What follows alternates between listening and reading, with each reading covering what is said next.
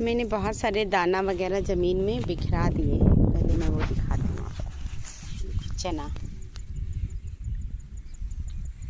है ना, बहुत बड़े एरिया में मैंने, क्योंकि ये जो सामने बांस का पेड़ है ना, यहाँ पे बहुत सारे चिड़िया लोग बैठते हैं, तो उन्हें ज़रूर दिखाई देगा।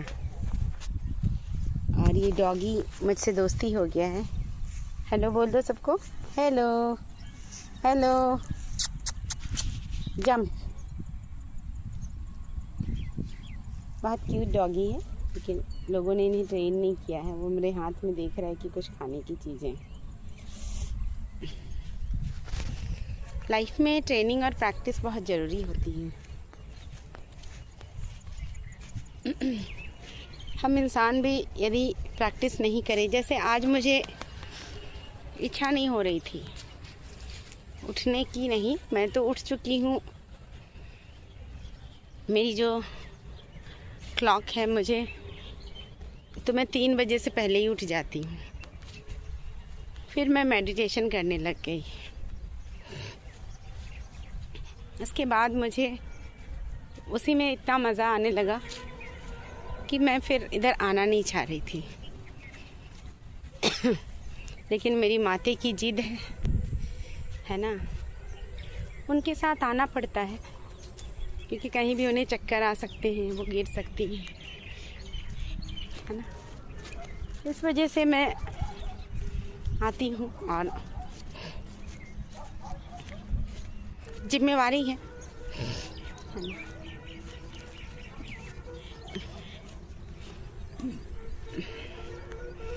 जैसे हम परवरिश करते हैं ना अपने बच्चों को, बच्चे जब बड़े होते हैं तो वो उन्हीं आदतों से अपने आने वाली पीढ़ी को या अपने बच्चों को वो परवरिश करते हैं। क्योंकि हम लोग छोटे थे तो मेरे माता पिता बहुत एक्टिव थे, बहुत एक्टिव। हम तो उनके सामने कुछ भी नहीं है। मेरी माँ गवर्नमेंट नर्स थी और मेरे बाबा बैंक में थे। इसके बावजूद वो लोग ड्यूटी जाने से पहले बहुत सारा काम करते थे। हमारे यहाँ गाय था, है ना, और समझ रहे होंगे जिनके घर में गायें होती हैं तो उन्हें लेट से उठने से तो चलेगा नहीं, जल्दी उठना रहता है ना। दाना वगैरह, उनके लिए चारा वगैरह तैयार करना पड़ता है। फिर मेरे बाबा को खेती बाड़ी का बहुत शौक था। हम बहुत बड़े एरिया में अदरक लगाते थे, फूल गोभी लगाते थे, बंधा गोभी लगाते थे। तो कहने का मतलब है कि आजकल तो लोग ड्यूटी है तो उन्हें टाइम ही नहीं मिलता है, लेकिन यदि आपकी हॉबी रहेगी ना तो आपको करने का इच्छा करेगा ही करेगा। मेरे बाबा को खेती बाड़ी का आज भी शौक़ है। हम लोग उनसे कहते हैं, मेरे बाबा की अब उम्र तो काफ़ी हो चुकी है, तो मैं उनसे कहती हूँ कि अपने शरीर को ध्यान दीजिए, बहुत ज़्यादा खेती बाड़ी मत कीजिए। लेकिन वो मानते कहाँ हैं। बहुत सारा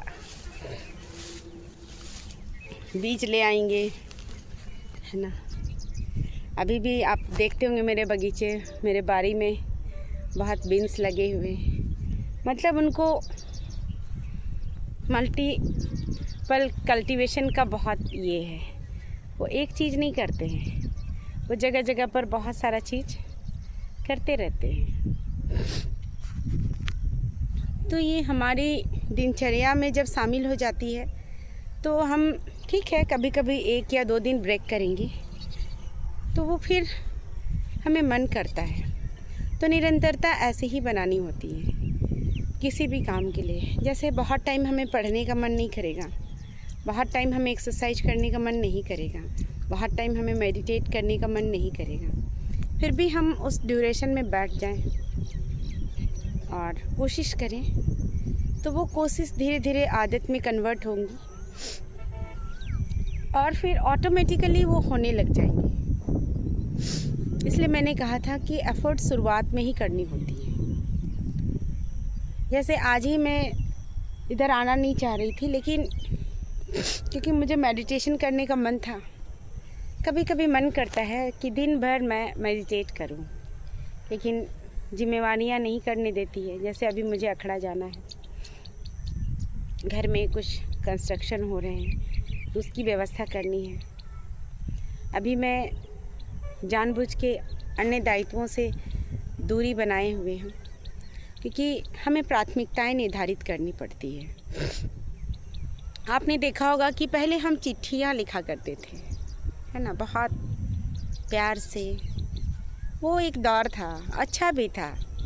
फिर मैसेजेस का दौर आया, है ना, तब हमें मैसेज के भी पैसे देने पड़ते थे, हम मैसेज करते थे। अब तो कॉल फ्री है, फिर भी कोई कॉल नहीं करता है। तो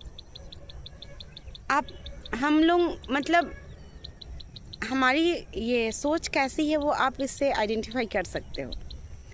अब तो लोगों के पास फ्री में कॉल्स होते हैं, फिर भी हम किन्हीं को कॉल नहीं करते हैं। मैं बता दूं, और मुझे ठीक ही लगता है, मेरे फ़ोन में कोई फ़ोन नहीं आते हैं और मैं सुकून से रहती हूँ, क्योंकि आज की डेट में मेरे साथ सिर्फ मेरी फैमिली है। और अब मुझे अच्छा लगता है। पहले मुझे लगता था कि दोस्त होने चाहिए, दोस्त बहुत ज़रूरी हैं, लेकिन मुझे लगता है खुद से पहले दोस्ती करो। और कोई अपना नहीं होता है। यदि आप खुद के अपने हो गए तो आप अपनी हेल्प कर सकते हो। आपको उठने का मन नहीं करेगा, फिर भी आप खुद को मोटिवेट करोगे कि नहीं भाई चलो, क्योंकि अल्टीमेटली सबसे अधिक यदि हम किसी के साथ रहते हैं तो खुद के साथ रहते हैं। तो खुद को समझना बहुत ज़रूरी है और ख़ुद की वैल्यू करना बहुत ज़रूरी है।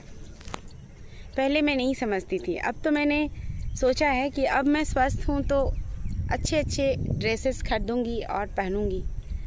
और अभी एक्चुअली थोड़ी सी बिज़ी हूँ तो शॉपिंग के लिए भी मैं निकल नहीं पा रही हूँ। और मतलब अपने जीवन में वो सारी खुशियाँ जो मैं चाहती हूँ वो मैं खुद को दूँ, ऐसा मुझे लगता है। मुझे नहीं पता कि गॉड कब दया करेंगे या ईश्वर को कब मुझ पे दया आएगी, लेकिन मैं तो खुद पे दया इन द सेंस मैं खुद की हेल्प कर सकती हूँ। और लोग कहते हैं ना कि God help them self, those who help them self. तो वो मैं हमेशा कोशिश करती हूँ। मैंने बचपन से देखा है कि जब भी मैं दुखी हुई हूँ, जब भी मुझे डीमोटिवेशन आया है मेरे अंदर, है ना, तो मुझे किसी ने सपोर्ट नहीं किया, मुझे खुद को ही संभालना पड़ा है। और आज भी वही प्रक्रिया है, इसलिए मैं कभी डीमोटिवेट ज़्यादा नहीं होती हूँ। कभी हल्का फुल्का डीमोटिवेशन आ ही जाता है, क्योंकि हम इस नेगेटिव और पॉजिटिव की लड़ाई में हमेशा, वो तो निरंतर चलती रहती है ना, जिस तरीके की हमारी सांसें चलती है। हमारे मूड स्विंग होंगे, कभी हमें अच्छा लगेगा, कभी हमें बुरा लगेगा। तो जब हम अवेयर होकर अपनी ज़िंदगी को जीते हैं ना, तो ये हमें इजी होने लग जाता है। जैसे पहले मैं सोचती थी कि मतलब ऐसा कैसे हो सकता है कि मेरी ज़िंदगी एक ही ट्रैक पे चलेगी, दुख के बाद खुशी आएंगी, असफलता के बाद सक्सेस आएंगी, ऐसा होता ही है, मैं जनरली सोचती थी। लेकिन जब लाइफ में दुख का दौर या स्ट्रगल का दौर लंबा होता है तो हमारा मोटिवेशन ब्रेक होने लग जाता है, हम टूटने लग जाते हैं। तो वैसे समय में हमारे लाइफ में कुछ अच्छे दोस्त होने चाहिए, हमारे लाइफ में कुछ ऐसे मार्गदर्शक होने चाहिए, ऐसे फैमिली मेम्बर्स होने चाहिए जो हमें संभालते हैं। लेकिन यदि आपके लाइफ में कोई नहीं है तो क्या आप रो रो के ज़िंदगी बिताओगे? मैंने तो खुद से ही पूछा कि नहीं तो तुम्हारी ज़िंदगी में यदि हमेशा दुख है, हमेशा प्रॉब्लम्स है, हमेशा अनसक्सेस है, तो क्या तुम रो रो के जीवन बिताओगी? मैंने हमेशा हर काम को पूरी एफर्ट से किया है, हमेशा मैंने 100+ अपने आप को दिया है जिस भी काम के लिए। जब मुझे पढ़ाई करनी थी तो मैं बहुत मेहनत करके पढ़ती थी, घर के जो भी जिम्मेवारियां होती हैं तब भी मैं बहुत जिम्मेवार इंसान हूँ। इसके बावजूद आज मैं सफल नहीं हूँ। तो क्या मुझे जैसे मेरे सर बोलते थे कि बेटा फेल ना हुए हो, फेल हुए हो इसका मतलब तुमको खुश होने का हक नहीं है, तुम्हारी जॉब नहीं है, तुम्हारी अर्निंग नहीं है, इसका मतलब तुम्हें खुश होने का कोई तुमसे कोई छीन लेगा क्या तुम्हारी खुशियाँ, है ना? तो मैं भी यही पूछती हूँ कि आज बच्चे फेल हो रहे हैं तो हम उनको बहुत सपोर्ट कर रहे हैं, हम उनको केयर कर रहे हैं, उनको हम बहुत मतलब जैसे खुद में डर रहे हैं कि मेरा बच्चा कुछ कर ना ले, है ना, क्योंकि हम लोगों ने वो माहौल बनाया है। फेल होना एक श्रृंखला है, या श्रृंखला मैं नहीं कहूँगी, एक तरह का इवेंट है या जो भी है। जैसे हम पास होते हैं वैसे हम फेल होते हैं, एक कॉमन चीज़ है, क्योंकि सभी बच्चे तो पास नहीं करेंगे। जैसे हम जॉब के लिए ही एक लिमिट क्वांटिटी होती है कि इतने ही लोगों की वैकेंसी आती है। अब लाखों लोग फॉर्म भरते हैं तो लाखों का तो सिलेक्शन नहीं होगा, कुछ ही लोग का सिलेक्शन होगा। तो जो बेस्ट होगा, जो एक्सीलेंट होगा, उसी का सिलेक्शन होगा। तो उसके लिए हमें एफर्ट लगाने होते हैं, बहुत कोशिश करनी होती है, सही स्ट्रैटेजी होती है। इसके बावजूद भी यदि आप फेल हो जाते हैं तो फिर से कोशिश में लग जानी चाहिए। हमें शुरू से ही अपने बच्चों को ये बिहेवियर सिखानी होती है कि देखो ज़िंदगी है तो हमेशा सक्सेस नहीं मिलेगी, हार और जीत ये चलते ही रहती है, कभी हार होगी कभी जीत होगी। तो जब हम हार और अनसक्सेस को मैनेज करने सीख जाते हैं कि इस सिचुएशन में हमें क्या करनी है, तो हमें कब तक हम अपने बच्चों को संभाल पाएंगे, ये भी तो सोचिए आप। क्या बच्चे हर वक्त आप बच्चे के साथ हो सकते हैं? तो बच्चों को यहाँ से स्ट्रांग बनाइए ना। जब बच्चे यहाँ से स्ट्रांग बनेंगे कि आज मैं हारा ज़रूर हूँ, लेकिन आने वाले टाइम में मैं इससे भी ज़्यादा एफर्ट करूँगा, इससे भी ज़्यादा मेहनत करूँगी और निश्चित मुझे सफलता मिलेगी। उस अप्रोच के साथ बच्चे तैयारी करेंगे, पढ़ेंगे, है ना। पढ़ने के लिए आप उनको कोशिश करो। जब उनके एग्ज़ाम्स होते हैं तो उस समय उन्हें आप देखो कि उनकी रणनीति कैसी है। वो एग्ज़ाम से पहले जो साल भर का टाइम होता है उस वक्त वो कैसा कर रहे हैं। इवन मैं तो कहती हूँ शुरू से, जैसे मैं एक दोस्त से मिली थी, वो उसके लिए एग्ज़ाम्स कोई ये नहीं रहते थे कि मेरे लिए एग्ज़ाम है या कुछ भी है। हमेशा आप तैयार रहो, सोचो कि कल एग्ज़ाम है तो मैं जाके दे दूँगा। स्पेशली कि मेरा एग्ज़ाम है इसलिए हम पढ़ रहे हैं, ये जो ये स्ट्रैटेजी है वो सही नहीं मुझे लगती है। आप हमेशा, आपके पास सिलेबस है, आप जिस भी क्लास में हो, जिस भी एग्ज़ाम की जिस भी कंपटीशन की तैयारी कर रहे हो, तो आप उसके लिए शुरू से लगे रहो। कभी भी टेस्ट होगा, कभी भी एग्ज़ाम होगा, तो आप उसके लिए ऑलरेडी प्रिपेयर हो।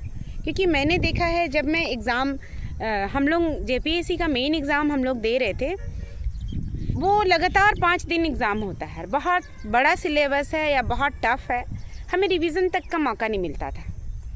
तो फिर कैसे लोग सेलेक्ट होते हैं? क्यों इस तरीके का एग्ज़ाम का पैटर्न है, ये भी तो सोचने की ज़रूरत है ना। क्योंकि एग्ज़ाम जो है वो हमारे सिर्फ अध्ययन सामग्रियों का परीक्षा नहीं होता है, हमारे सोचने का, हमारे प्रेजेंस ऑफ माइंड का, और हम कैसे डिसीजन लेते हैं, हम क्या अप्रोच रखते हैं, इन सब चीज़ों का एग्ज़ाम होता है, इन सब चीज़ों की परीक्षा होती है। तो परीक्षा को लेकर बच्चों को अवेयर करने की ज़रूरत है। परीक्षा को लेकर जो मनोविज्ञान है उनको बच्चों को समझाने की ज़रूरत है। और परीक्षा से डरे नहीं, असफलता से डरे नहीं, असफलता को एक चैलेंज की तरह लेंगे तो निश्चित तौर पे जब रिज़ल्ट आएगा तो आपको बच्चों को संभालने की ज़रूरत नहीं होगी, बच्चे खुद संभल जाएंगे। और सिर्फ परीक्षा ही क्यों, जीवन में जब जब कुछ प्रॉब्लम्स आएंगे, कुछ दुख आएंगे, तब से यदि उन्हें प्रैक्टिस रहेगी कि दुख को कैसे मैनेज किया जाता है, कैसे हैंडल किया जाता है, तो वो उसके लिए हैबिचुअल होंगे। तो हमारी जिम्मेवारी है बच्चों को बहुत सपोर्ट ना करें, सपोर्ट करें उतना ही जितनी की ज़रूरत हो, और उसे खुद संभलने दीजिए। क्योंकि मैंने ही देखा है, मेरी ज़िंदगी में बहुत स्ट्रगल आए, बहुत संघर्ष आए, तब तो मुझे 1000 टाइम सुसाइड कर लेने चाहिए। क्योंकि मेरी लाइफ में मुझे कोई अचीवमेंट आज तक दिखता नहीं है ना। फिर भी मैंने 100 प्लस 1000 तक मैंने एफर्ट दिए होंगे, इतनी मेहनती मैं हूँ। मैं कोई भी काम को बहुत मेहनत से करती हूँ। जब मैं खाना भी बनाती हूँ तो बहुत मेहनत से बनाती हूँ, खाना अच्छा बने इसलिए।